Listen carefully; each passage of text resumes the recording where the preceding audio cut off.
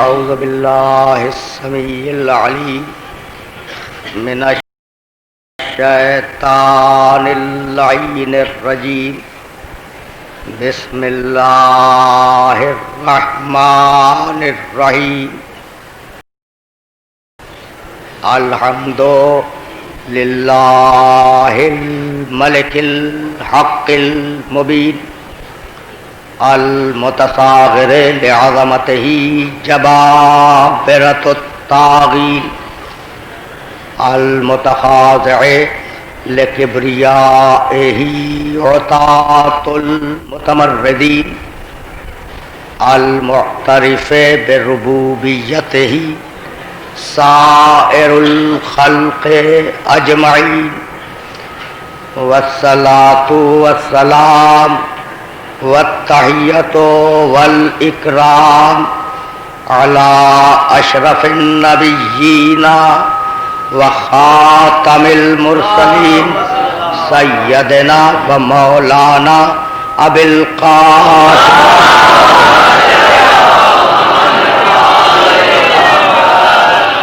و اہل بیتہ الطیبین الطاہرین المعصومین المظلومین اما بعد فقد قال اللہ سبحانہ وتعالی فی محکم کتابہ المبین بسم اللہ الرحمن الرحیم اتی امر اللہ فلا تستعجلوہ سبحانہ وتعالی عما یشرکون ینزل الملائکۃ بالروح من امرہ علی من یشاء من عبادہ ان انذروا انہ لا الہ الا انا فاتقون صلوات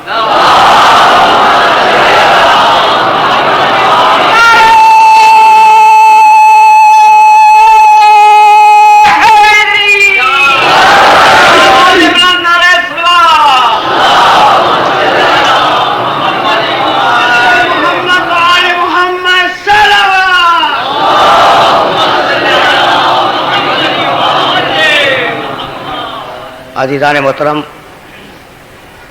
امر الہی اور صاحبان امر کے عنوان سے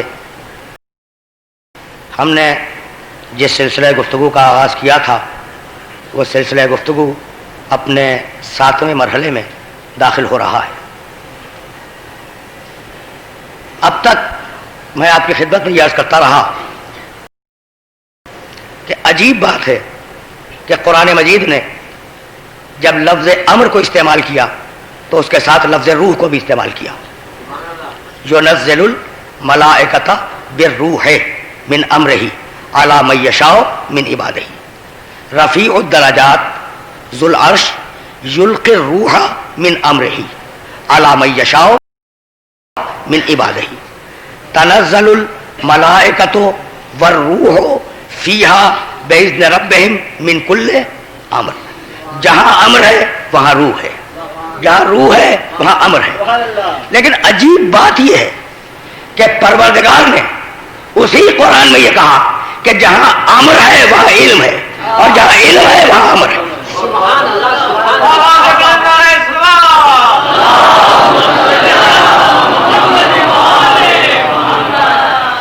سورہ دخان قرآن مجید کا 44واں سورہ اور اس سورہ کی ابتدائی 5 آیتیں۔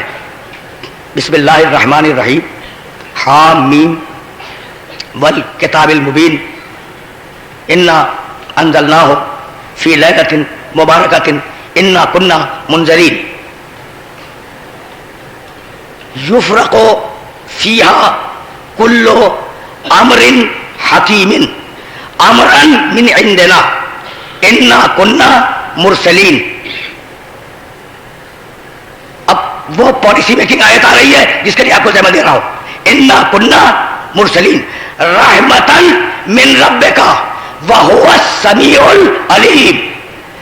ہم نے ایک مبارک رات میں قرآن کو اتارا اور وہ قرآن پورا کا پورا امر تھا، قرآن امر ہے اور قرآن امرن من عندنا، کسی اور کے پاس سے نہیں آیا، ہمارے پاس سے آیا ہے، رحمتن، اور وہ ہماری رحمت ہے، اور ہم نے اس قرآن کو اس لیے بھیجا کہ ہم صاحب علم ہیں، ہم چونکہ عالم ہیں اس لیے ہم قرآن کو نازل کر رہے ہیں۔ تو اگر قرآن امر ہے، اگر قرآن علم ہے، تو لازم ہے کہ صاحب امر راسخون فی العلم ہو۔ میں آسانی سے تمہید سے گزرنا چاہ رہا ہوں۔ اگر قرآن علم ہے اور امر الہی علم ہے تو صاحب امر کے لیے، مالک امر کے لیے، حامل امر کے لیے عالم ہونا ضروری ہے۔ یہی سبب ہے کہ سورہ آل عمران کی 8ویں آیت میں پروردگار عالم نے وہ لفظ استعمال کیا جو مشہور و معروف لفظ ہے، تیسرا سورہ 8ویں آیت، تمہیدی منزلوں سے گزر رہا ہوں۔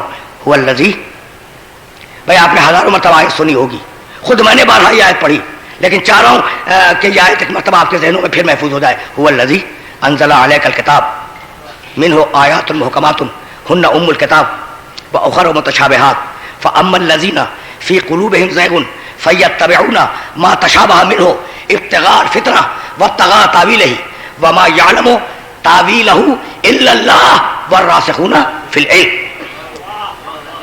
بہت ٹھنڈے دل سے ترجمہ سنیے گا۔ هو الذی انزل علیک الکتاب، اللہ نے حبیب اس کتاب کو تمہارے اوپر نازل کیا۔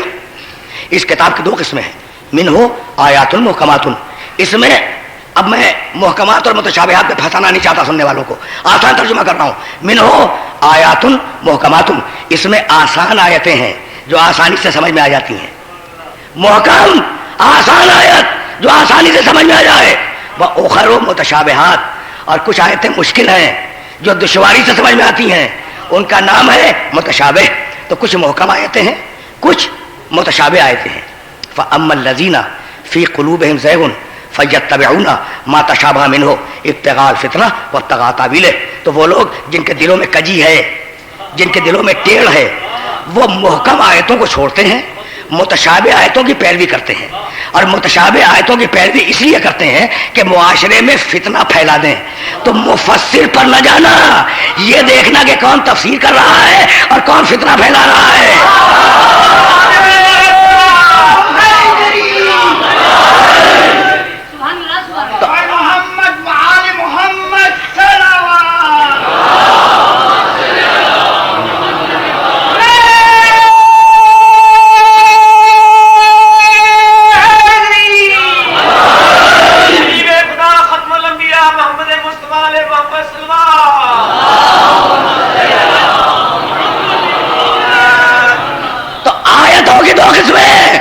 مجھے جانا ہے راسخون فی العلم تک، لیکن وہاں تک جانے کے لیے اس تمہید کو پیش کرنا ضروری ہے۔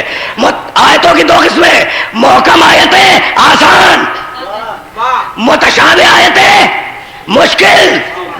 بھائی بہت توجہ رہے، محکم آیتوں کا مطلب آسان آیتیں جو سب سمجھ لیں، متشابہ آیتوں کا مطلب مشکل آیتیں سمجھائے بغیر سمجھ میں نہ آئے۔ تو پروردگار کتاب تو کتاب ہدایت ہے، تو ساری آسان رکھ دیتا، ساری آسان نہیں رکھی۔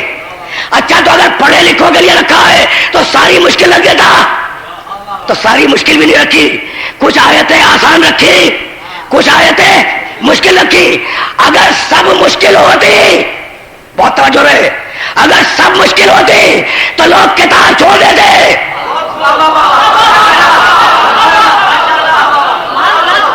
میں بہت قریب ہو کے بات کر رہا ہوں اور استدلال دے رہا ہوں، یہ استدلال ذہنوں میں محفوظ ہو جائے۔ بھائی عجیب خدا ہے کہ نہ پوری کتاب آسان اتارتا ہے نہ پوری کتاب مشکل اتارتا ہے، کچھ آسان کرتا ہے کچھ مشکل کرتا ہے۔ تو اگر سب آسان ہوتی، بھائی توجہ رہے، اگر سب آسان ہوتی تو سب کتاب کو پڑھ لیتے، اور اگر سب مشکل ہوتی تو کوئی نہ چھوتا۔ بھائی لفظوں کو بدل دوں، بات واضح ہو گئی۔ اگر پوری کتاب آسان ہوتی تو سب پڑھ لیتے، اور اگر پوری کتاب مشکل ہوتی تو کوئی بھی نہ چھوتا اسے، جو اس کا سمجھنے والا ہے بس اسی کے بعد جوڑے تھی۔ تو آدھا آسان رکھا، آدھا مشکل رکھا۔ اگر پوری کتاب کو مشکل کر دیتا پوری کتاب کو مشکل کرتا تو سب کتاب کو چھوڑ کے بیٹھ جاتے، اور اگر پوری کتاب کو آسان بنا دیتا تو سب صاحب امر سے بے نیاز ہو جاتے۔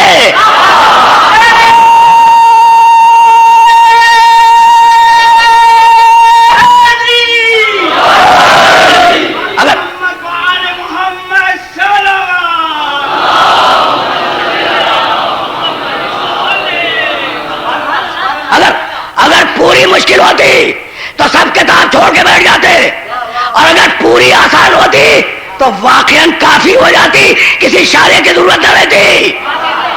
تو پروردگار نے یہ طے کیا کہ کتاب کو اتنا سے الگ نہیں کروں گا، اتنا کو کتاب سے الگ نہیں کروں گا۔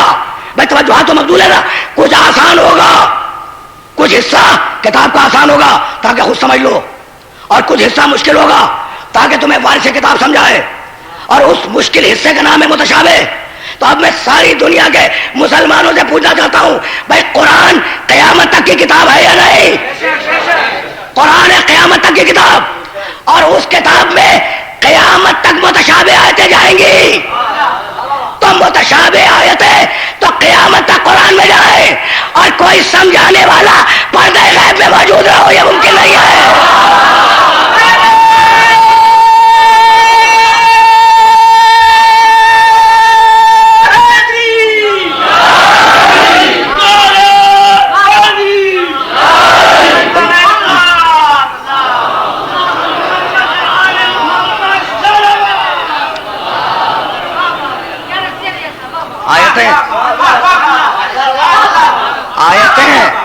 آیتیں تو مشابہ رہے قرآن میں، اور کوئی سمجھانے والا موجود ہو، یہ ممکن نہیں ہے، ورنہ آدھی کتاب مکمل ہو جائے گی۔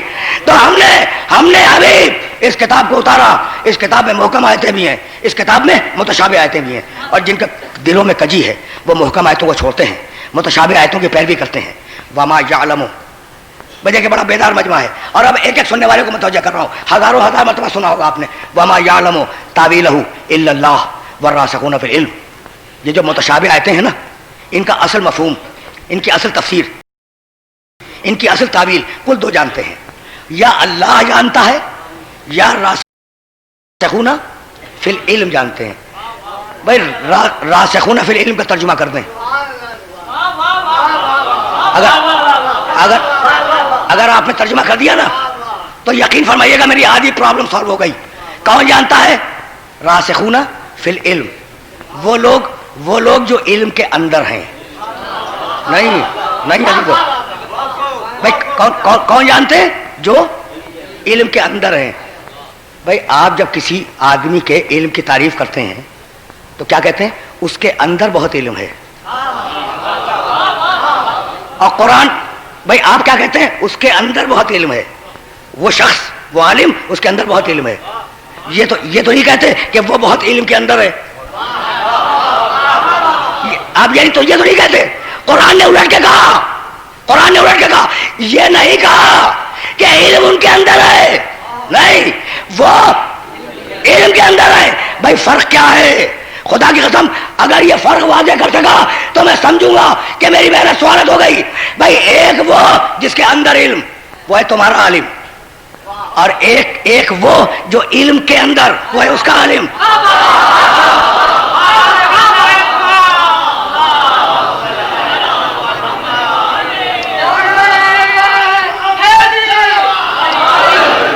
اب سنیں اور فرق کو محسوس کریں۔ ہمارا عالم کون؟ جس کے اندر علم ہو۔ اس کا عالم کون؟ پورا کا پورا علم کے اندر ہو۔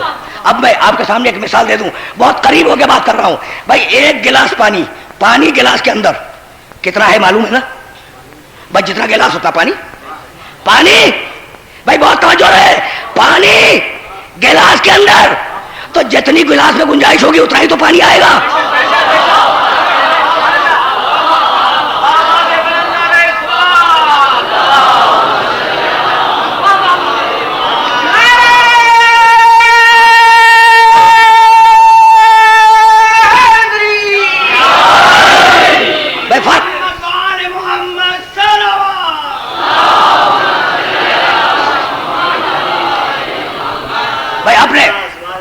اپنے عالم میں اور اس کے عالم میں فرق سمجھو۔ تمہارا عالم اس کے اندر علم ہے اور اس کا عالم علم کے اندر ہے. اب میں مثال دے رہا ہوں بھائی، پانی گلاس کے اندر ہے تو جتنی گلاس میں گنجائش ہوگی اتنا ہی پانی ہوگا. اور اب میں جملے کو الٹ رہا ہوں، گلاس پانی کے اندر ہے تو اب بتلاؤ کتنے پانی کے اندر ہے؟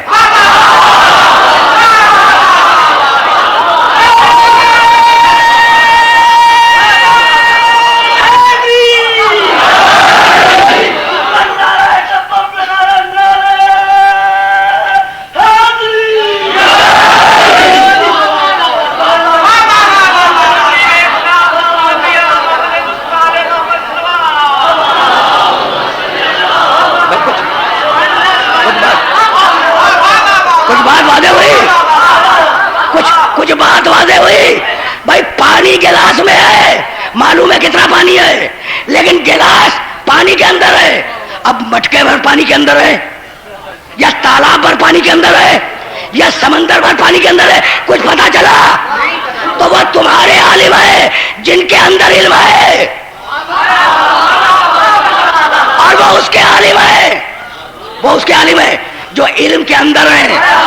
جملہ سنے تاکہ مثال مکمل ہو جائے. بھائی آپ نے گلاس میں پانی بھر دیا نا، تو جو اندر کا گلاس کا حصہ ہے وہ پانی سے متصل ہو گیا، لیکن باہر تو پانی نہیں ہے،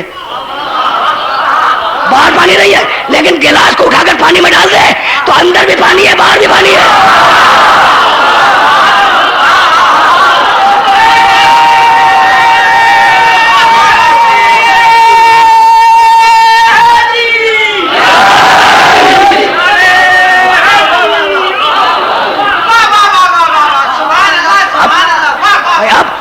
سمجھ میں آیا کہ راسخون فی العلم وہ ہے جن کے خون کا ذرہ ذرہ عالم ہے.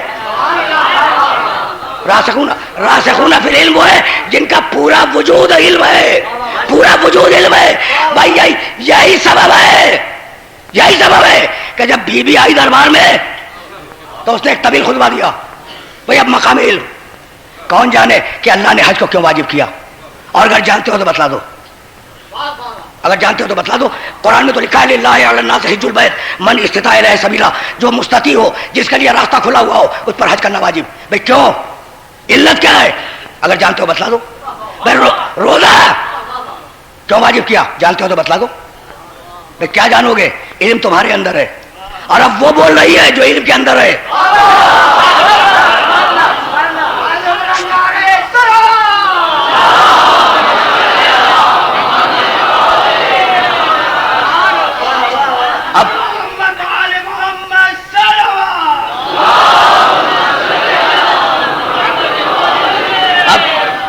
اب وہ بیوی بول رہی ہے جو علم کے اندر ہے.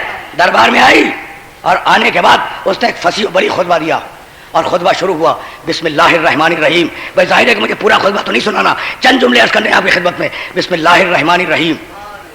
الحمد علی ما انعم والشکر علی ما الہم. حمد و شکر ہے اس اللہ کا، اس اللہ کی حمد ہے، اس اللہ کا شکر ہے کہ نعمت نبوت کے لیے اور نعمت وحی کے لیے ہمارے گھرانے کو منتخب کیا، کسی اور گھر کو منتخب نہیں کیا.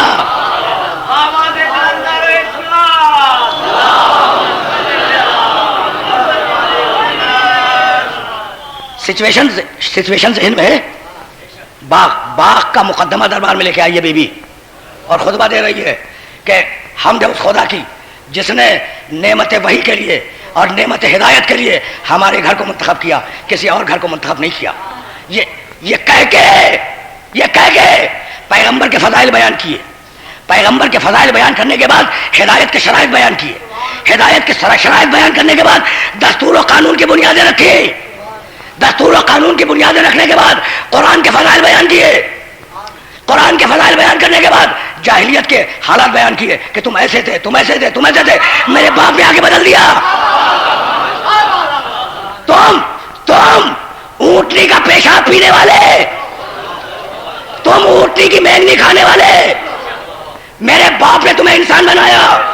اور کسی کی مجال نہ ہوئی یہ کہنے کی کہ بی بی تم یہ کیا کہہ رہی ہو. کسی کی مجال نہ ہوئی ٹوکنے کی کہ بی بی تم یہ کیا کہہ رہی ہو. محمد مصطفیٰ کے فضائل بیان کیے. محمد مصطفیٰ کے فضائل بیان کرنے کے بعد ایک مرتبہ شہزادی نے جنگوں کے حالات بیان کیے اور علی کے فضائل بیان کیے, اور علی کے فضائل بیان کرنے کے بعد فلسفہ تشریع اسلامی پہ گفتگو کی کہ حج کیوں, نماز کیوں, روزہ کیوں, زکوٰۃ کیوں, اور بیان کرنے کے بعد 7 آیتیں وراثت کی پڑھی. اب آواز دی بھائی ٹھنڈے دل سے سنیں, فجعل اللہ لکم الایمان تطہیرا لکم من الشرک. بی بی بول رہی ہے اور بھرا ہوا دربار ہے. بھائی میں آپ کی توجہات خصوصیت سے اس منزل پہ مبذول کرانا چاہ رہا ہوں. بی بی جب آئی ہے نا تو ام ایمن کے شانے پہ ہاتھ رکھ کے آئی ہے. ام ایمن کون ہے؟ کنیز. اچھا کس کی کنیز؟ رسول کی کنیز. رسول کے انتقال کے بعد وراثت میں شہزادی کو ملی ہے. اس جملے کو ذہن میں محفوظ رکھیے گا. ام ایمن رسول اسلام کی کنیز ہے, رسول اسلام کے انتقال کے بعد وراثت میں شہزادی کو منتقل ہوئی. تو ام ایمن کے کندھے پہ ہاتھ رکھ کے آئی اور خطبہ دیا, فجعل اللہ لکم الایمان تطہیرا لکم من الشرک. اللہ نے ایمان کو تم پر اس لیے واجب کیا کہ تمہارے دلوں کو شرک سے طاہر کر دے. والصلاۃ تنزیہا لکم عن الکبر, اور نماز کو اس لیے واجب کیا کہ تمہارے دماغوں سے تکبر کی ہوا نکل جائے.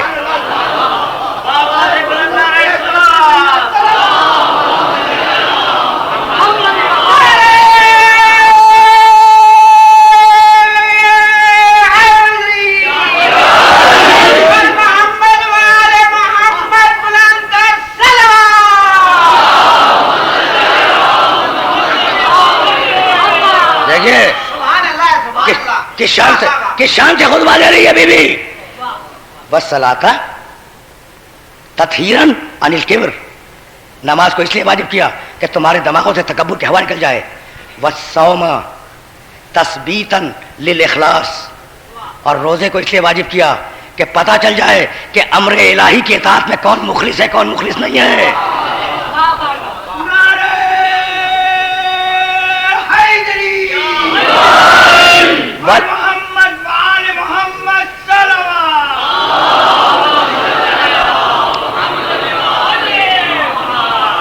والصيام تثبيتا للاخلاص, اخلاص کو جانچنے کے لیے روزے کو واجب کیا. والزکاۃ تزکیۃ للنفس والنماء فی الرزق, اور زکات کو اس لیے واجب کیا کہ تمہارے نفوس کا تزکیہ ہو جائے اور تمہارے رزق میں برکت عطا ہو.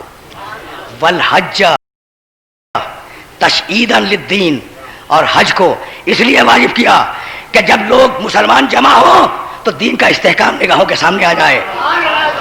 شہزادی بول رہی ہے والعدل تنسیقا للقلوب, اور عدل کو اس لیے لازم کیا معاشرے میں کہ دلوں میں محبتیں پیدا ہو جائیں. اگر کہیں نفرتیں نظر آئے سمجھو کہ معاشرے میں عدل نہیں ہے.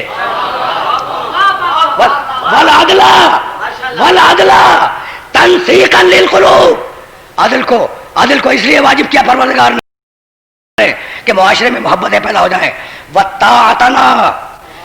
طاعتنا نظاما للملہ, اور ہماری اطاعت کو اس لیے واجب کیا کہ امت میں ایک نظام پیدا ہو جائے. وامامتنا امانا من الفرقہ, اور ہماری امامت کو اس لیے واجب کیا کہ تمہارے اختلافات ختم ہو جائیں. بھائی اس جملے پہ رک رہا ہوں میں. شہزادی بھرے دربار میں کہہ رہی ہے کہ اللہ نے ہماری امامت کو واجب کیا. بھرے دربار میں, بھائی دربار کی سچویشن ذہن میں ہے, صورتحال بھرے دربار میں شہزادی کہہ رہی ہے کہ اللہ نے ہماری امامت کو واجب کیا, ہماری امامت کو واجب کیا. اور بھرے دربار میں کسی کی مجال یہ نہ ہوئی کہ شہزادی کو ٹوک کے کہتا کہ بی بی امام تو ہم بنا چکے ہیں.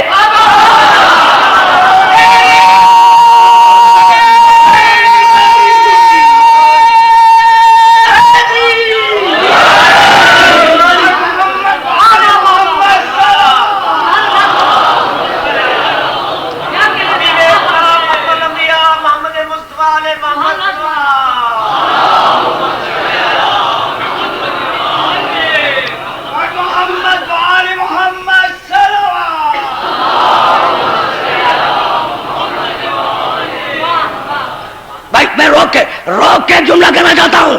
بھائی نماز شہود ہے, پڑھتے ہوئے آپ دیکھ سکتے ہیں لیکن نماز کیوں واجب ہوئی؟ غیب ہے. میں نے بات کہہ دی بھائی. رکھا ہوا روزہ آپ دیکھ سکتے ہیں کہ روزہ رکھا ہوا ہے، لیکن روزہ کیوں واجب ہوا؟ یہ غیب ہے. تو بیوی کی نگاہ علم الہی کے غیب کو دیکھ رہی تھی اور بتلا رہی تھی. توجہ رہے، بتلا رہی تھی کہ بھائی روزہ اس لیے واجب ہوا، نماز اس لیے واجب ہوئی، حج اس لیے واجب ہوا، زکات اس لیے واجب ہوئی، عدل کو اس لیے واجب کیا گیا، ہماری اطاعت کو اس لیے واجب کیا گیا، اور ہماری امامت کو اس لیے واجب کیا گیا. تو جیسے ہی کہا کہ ہماری امامت کو واجب کیا گیا، تو کوئی تو کہہ دیتا کہ بیوی تم یہ کیا کہہ رہی ہو، ہم امام تو بنا چکے ہیں. تو بھائی اب کچھ بات سمجھ میں آئی؟ شہزادی خرمے کے درختوں کا مطالبہ کرنے نہیں گئی تھی، یہی بتلانے گئی تھی کہ تمہارے بنائے ہوئے امام اور ہیں، اس کے بنائے ہوئے امام اور ہیں.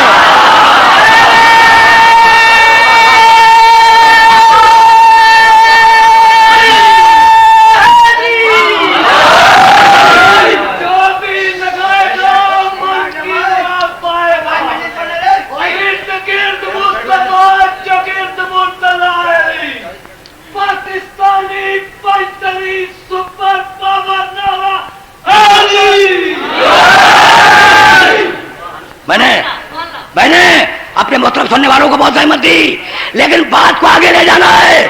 تشریح اسلامی کے فلسفے پہ گفتگو کی، کر دی نا گفتگو. نماز یوں واجب ہوئی، روزہ یوں واجب ہوا، اور جب سب کہہ چکی تو ایک مرتبہ بھائی توجہ رہے، ایک مرتبہ 7 آیتیں پڑھی وراثت کی جو قرآن میں ہے. للذکر مثل حظ الانثیین یرثنی و یرث من آل یعقوب. آیتوں پہ آیتیں پڑھ رہی ہیں، اور جب 7 آیتیں پڑھ لی وراثت کی تو حاکم کو مخاطب کر کے کہا کہ بھائی یہ کون سا فلسفہ ہے؟ اترث اباک ولا ارث ابی، تجھے تیرے باپ کی وراثت مل جائے، مجھے میرے باپ کی وراثت نہ ملے.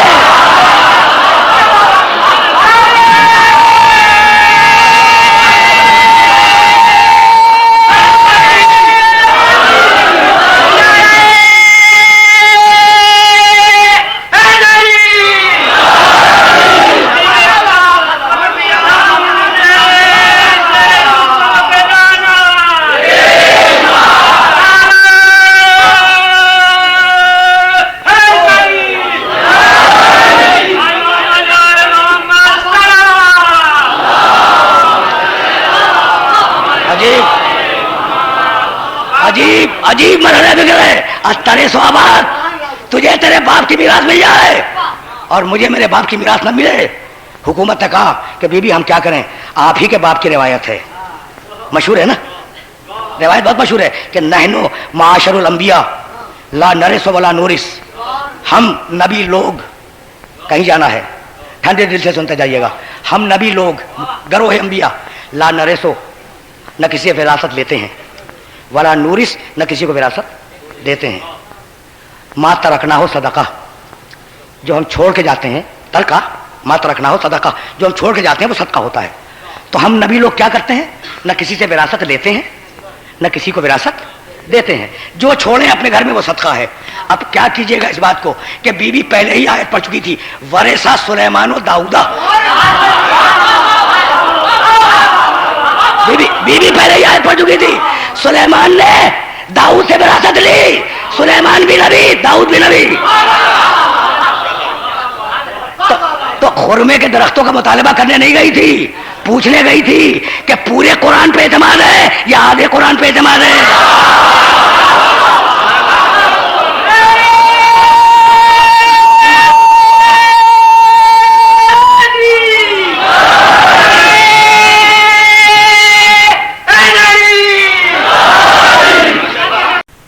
جس کا مسئلہ ہو، آپ کو مسئلہ نماز کی پرابلم ہے اور میں آپ کو حج کا مسئلہ بتا جاؤں، اور جسے حج کی پرابلم ہے اسے زکات کا مسئلہ بتا دوں، تو آپ میری عقل پہ شبہ کریں گے یا نہیں کریں گے؟ عجیب منطق ہے کہ جسے وراثت ملنے والی ہے اس سے تو فرمایا نہیں، اور غیر متعلق شخص سے فرما گئے. یعنی ہے نا قابل غور بات، لیکن مان لو کہا کہ نحن معاشر الانبیاء لا نرث ولا نورث، ہم نبی لوگ نہ کسی کی وراثت لیتے ہیں نہ کسی کو وراثت دیتے ہیں. ما ترکنا صدقہ، کہ بیوی یہ تو آپ کے باپ نے کہا تھا، لیکن پھر بھی اگر آپ کوئی گواہ لائی ہیں تو پیش کریں. اگر آپ کوئی گواہ، میں پورا واقعہ بھی بیان نہیں کر رہا ہوں، بہت تفصیلی ہے واقعہ، اگر آپ کوئی گواہ لائی ہیں تو اسے پیش کریں. تو کندھے پہ ہاتھ تھا نا ام ایمن کے، ام ایمن کو ذرا سا آگے کر دیا، کہا یہی تیری گواہی کے لیے کافی ہے.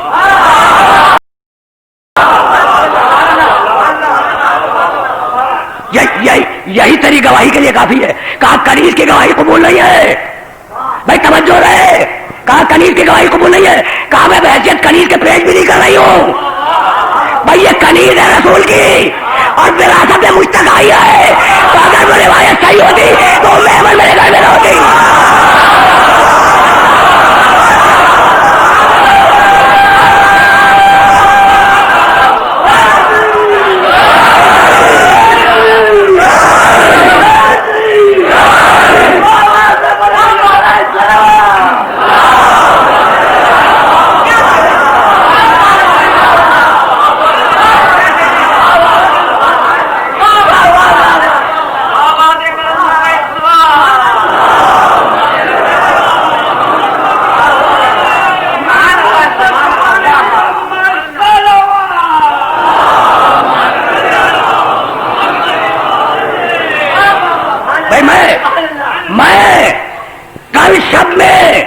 امام بارگاہ بسرا بھی عرض کر رہا تھا کہ آل محمد نے روٹیاں اٹھا کے دے دی، بھوکے رہے. تو جنہوں نے لی تھی روٹیاں کوئی ان پہ تنقید کرتا ہے؟ نہیں کرتا نا، اس لیے کہ اپنی مرضی سے دے دی تھی. لیکن وہی روٹیاں اگر وہ چھین لیتے تو آج وہ تنقید کا نشانہ بنتے یا نہیں بنتے؟ تو بھائی یہی تو کہتا ہوں کہ بھائی مانگ لیتے پھر تو بہتر تھا.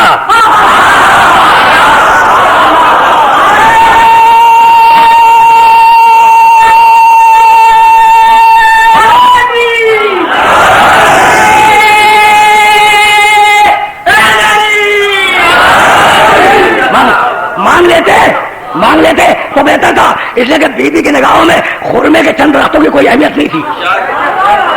یعنی تم یہ سمجھتے ہو کہ وہ خرمے کے چند درخت انہیں مانگنے گئی تھی؟ بھائی جس کے محل میں جنت ہو،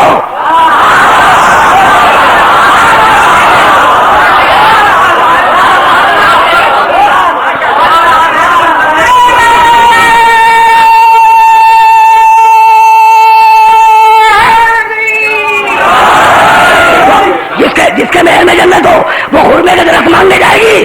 خدا کی قسم نہیں. اچھا تو پھر گئی کیوں؟ بھائی مذاق ہے فاطمہ کا گھر سے قدم نکالنا، خدا کی قسم مذاق نہیں ہے. تو پھر کیوں گئی؟ بھائی بیوی میدان میں کیوں آئی؟ بیوی نے گھر سے قدم کیوں نکالا؟ بیوی نے دربار میں خطبہ کیوں دیا؟ خرمے کے درختوں کے لیے نہیں، خرمے کے درختوں کے لیے نہیں. پورا واقعہ ذہن میں رہے. اب ایک جملہ کرنا چاہ رہا ہوں. بھائی بیوی نے آیتیں پڑھی، جواب میں حدیث پڑھی گئی، یہی ہوا نا. تو بیوی کہنے یہ گئی تھی، خرما مانگنے نہیں گئی تھی. بیوی کہنے یہ گئی تھی. بھائی توجہ رہے کہ کل میرا باپ حدیث لکھنا چاہتا تھا تو تم نے کہا تھا کہ قرآن کافی ہے، اور آج میں قرآن کی آیتیں پیش کر رہی ہوں، تم جواب میں حدیث پیش کر رہے ہو. تمہارا ایمان حدیث میں ہے، قرآن میں ہے.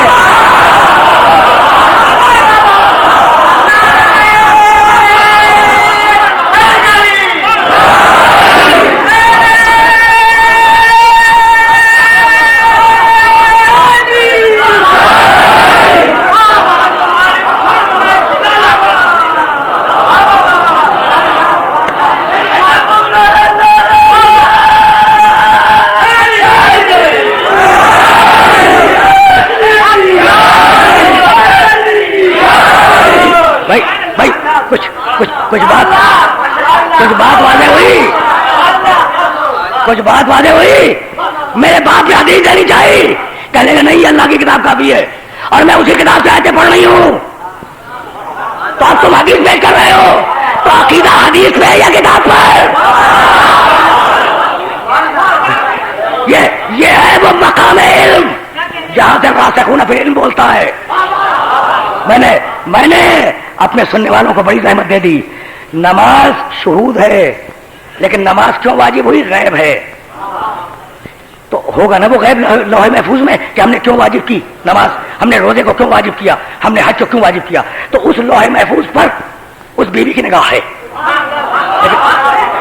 لیکن اب عرض کروں بھائی، اب مفروضہ بھائی لوح محفوظ میں لکھا تو ہوا ہے نا، बीवी ने देख लिया, अब ऐसी बात जो है ही नहीं,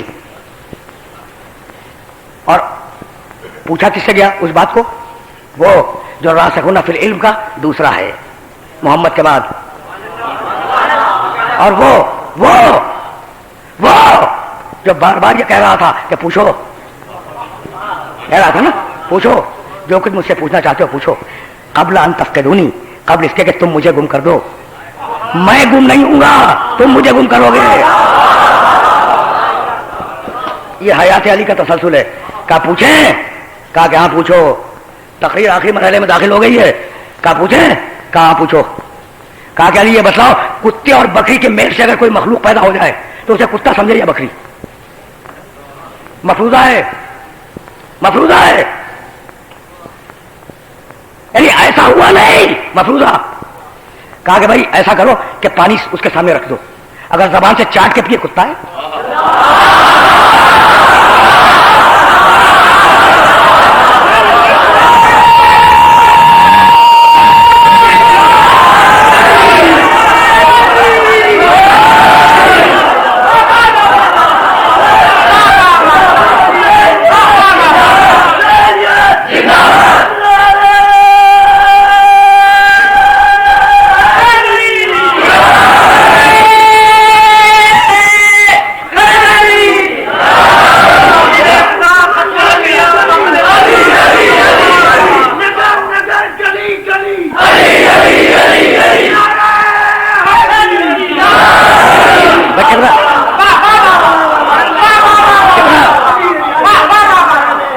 कितना आसान जवाब है कि कुत्ते, भाई अजीब गरीब, अब मैं मजबूर हूं ना, वाकया है, मुझे नकल करना है। कुत्ते और बकरी के मेल से अगर कोई बच्चा पैदा हो जाए तो उसे कुत्ता समझे या बकरी समझे? कहा कि भाई पानी सामने रखो, अगर जबान से चाट के पिए कुत्ता है, और अगर होठों से पिए बकरी है। अब वो पूछने वाला ही क्या,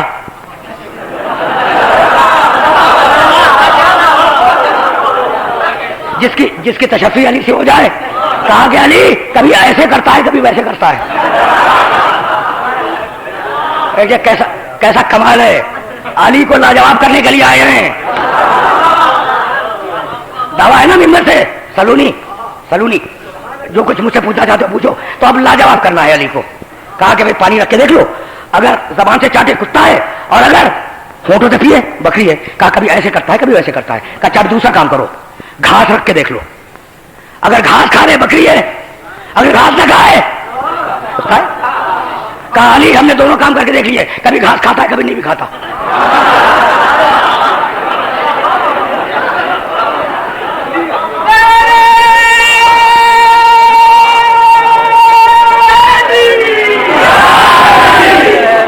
भाई सच्ची बात यह है कि ये अली ही का कलेजा था। सच्ची बात यह है कि ये अली का कलेजा था, वरना अगर मेरे पास कोई ऐसा सवाल लेके आता तो मैं कहता पहले उस जानवर को सामने लाओ।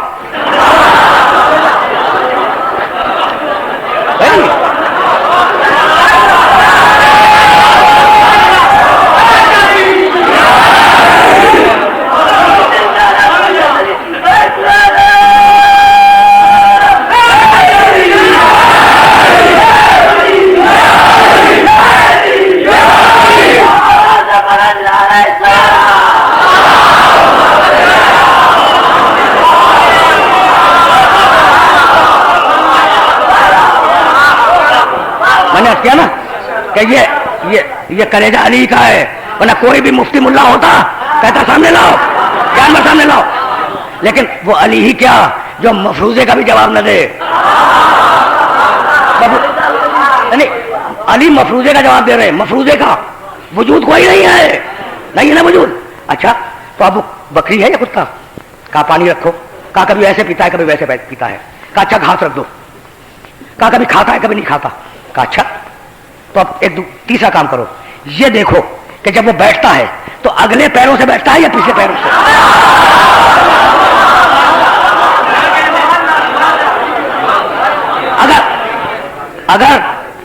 अगर पिछले पैरों से बैठे कुत्ता है, अगर अगले पैरों से बैठे बकरी है। कहा कभी ऐसे बैठता है कभी वैसे बैठता है।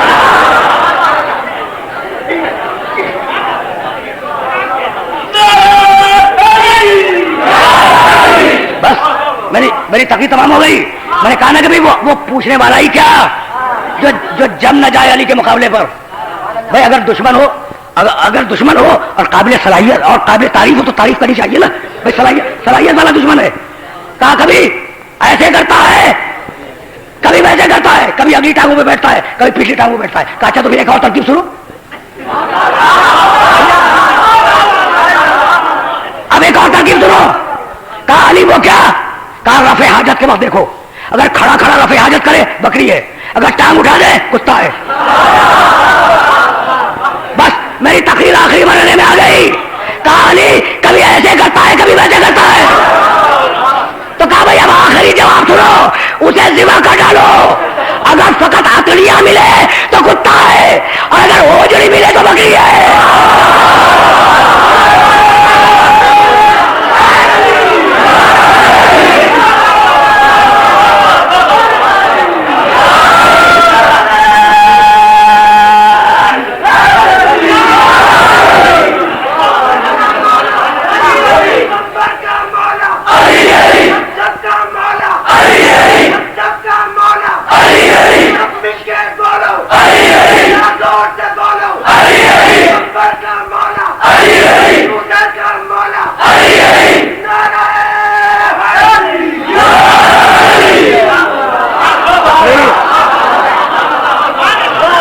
گفتگو تمام ہو گئی. بھائی اس کا نام ہے راسخون فی العلم. یعنی میں کہنا کیا چاہ رہا تھا, جو بھائی مفروضے کا کوئی وجود نہیں ہوتا نا, جو مفروضے کے اندر دیکھے اسے علی کہتے ہیں.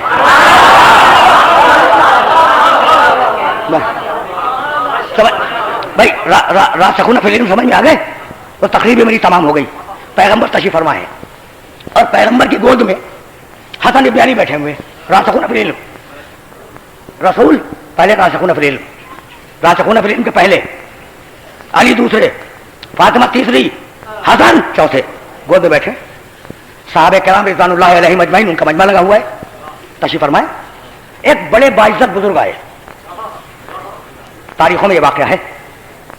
اچھا نہ آشنا چہرہ, لوگ پہچانے نہیں کہ کون آئے. پیغمبر نے احترام کیا ان کا, اپنے پاس بٹھایا.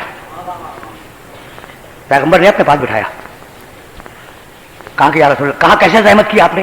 بڑے احترام سے پیغمبر نے کہا آپ نے کیسے زحمت کی؟ بھائی مدینہ کا واقعہ ہے, مدینہ کوئی کراچی تھوڑی تھا,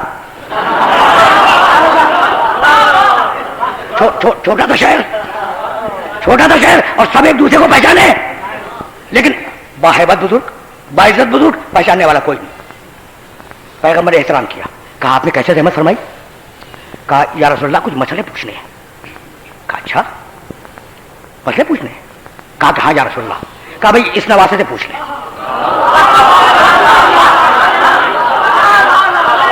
5 سال کا بچہ ہے, حسن ابن علی کی عمر 5 سال کی ہے. نواسے سے پوچھ لیں. حسن ابن علی نے جوابات دی. جوابات تاریخ میں نہیں ہیں. جب جوابات انہوں نے لے لیے تو پیغمبر سے کہا اچھا یا رسول اللہ خدا حافظ. کہا آپ کو تشفی ہو گئی؟ کہا کہ ہاں تشفی ہو گئی. کہا اچھا خدا حافظ. جب وہ چلے گئے تو صحابہ کرام نے پوچھا رضوان اللہ علیہم اجمعین کہ یا رسول اللہ یہ کون بزرگ تھے جنہیں ہم پہچانتے ہی نہیں ہیں؟ کہا بھائی یہ حضرت خضر تھے. یہ حضرت خضر علیہ السلام تھے. تو جو خضر کو نہ پہچانے وہ صحابہ کرام, اور جو پڑھا دے وہ اہل بیت.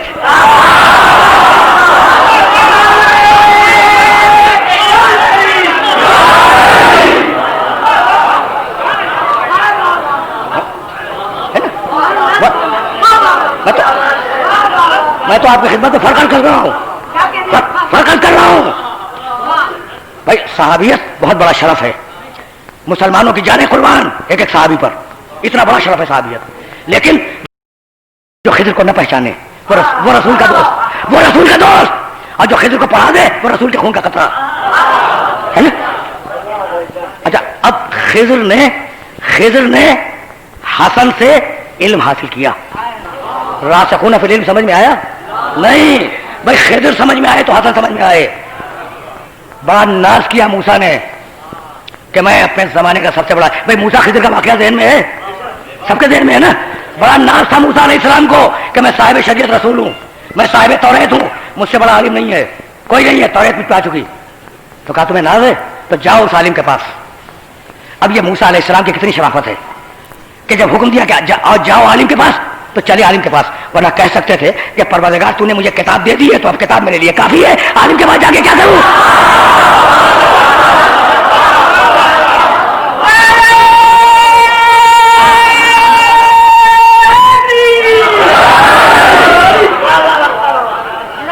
अब कुछ बात समझ में आई?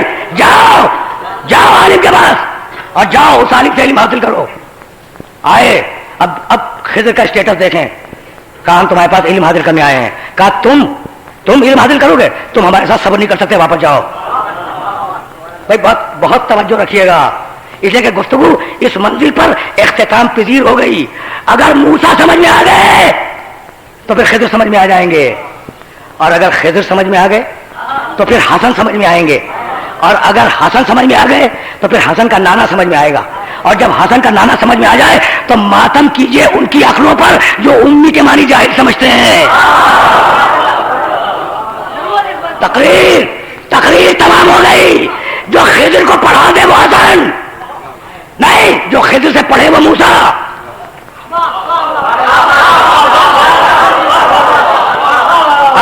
अब अगर दामन वक्त में गुंजाइश होती तो अर्ज करता जो खिज़र से पढ़े वो मूसा, जो खिज़र को पढ़ा दे वो हसन, और उसका बेटा कासिम।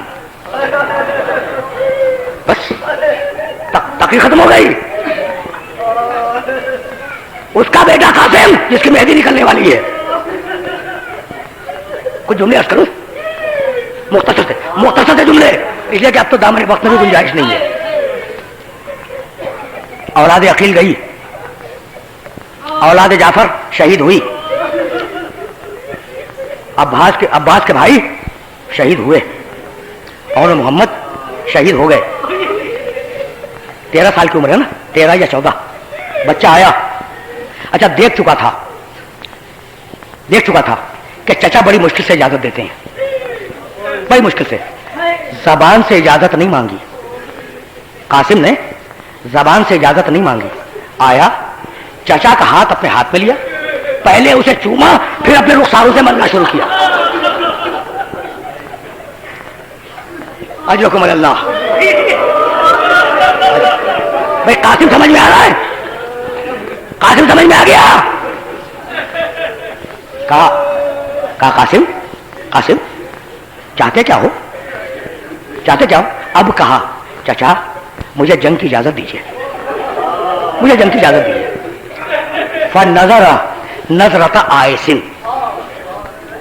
हुसैन ने गौर से कासिम को देखा।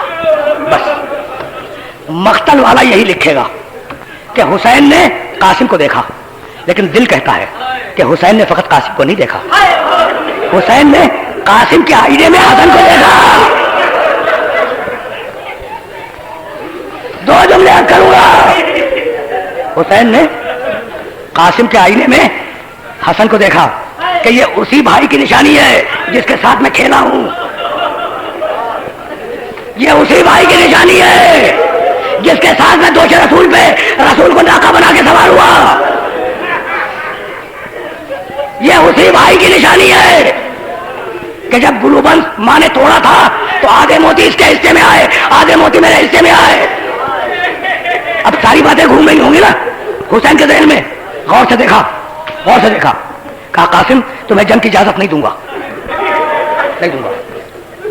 बस दो जुमले सुने, ज्यादा जुमले भी अर्ज नहीं करना चाह रहा हूं। तुम्हें जंग की इजाजत नहीं दूंगा। बच्चा पलटा खैमे में आया, उस खैमे में जिसमें बेवा माँ है। उम्मे फरवा ने कासिम की जो सूरत देखी तो देखा चेहरा सुर्ख है,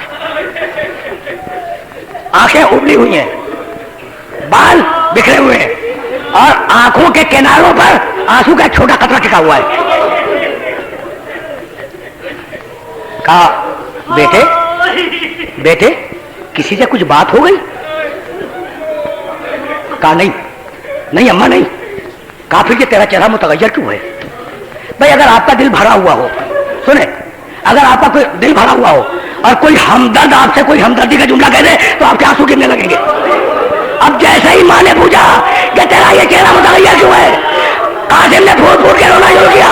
کہا اماں چچا اجازت نہیں دے رہے. اجرکم اللہ, اجرکم اللہ. چچا اجازت نہیں دے رہے. کہا اجازت نہیں دے رہے. کہا کہ ہاں اماں چچا نے اجازت نہیں دی اجازت. بس آخری جملے سنے, چچا نے مجھے اجازت نہیں دی. کہا اچھا بیٹے مت گھبرا, میں تجھے اجازت دلواتی ہوں. یہ کہہ کر ام فروا نے سیاہ چادر اوڑھی, قاسم کا ہاتھ تھاما اور خیمے سے باہر نکلی. ام فروا کا خیمہ بہت دور تھا, بہت دور تھا. نظر نہ آیا کہ کون بیوی ہے. ایک مرتبہ حسین مڑے عباس کی طرف, کہنے لگے عباس تمہاری زندگی میں کوئی بیوی خیمے سے باہر آ گئی. اجرکم اللہ, تمہاری زندگی میں کوئی بیوی خیمے سے باہر آ گئی. عباس دوڑے ہوئے آئے, پھر واپس آئے, کہا مولا بھابھی آ رہی ہے.